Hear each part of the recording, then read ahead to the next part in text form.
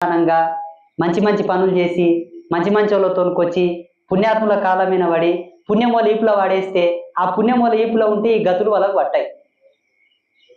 అంటే పుణ్యంకి రోగంకి ఏం సంబంధం ఉంది అనుకుంటే ఒక విషయం చెప్తాను. బంగారంని ఇనుముని పొత్తు కలిపి సూపుర్రి కలుస్తుందే? ఎందుకు కలవమ్మా? ఇది మెటలే అది మెటలే కదా. నలుపు తెలుపు కాదు, లోహ విరోధం.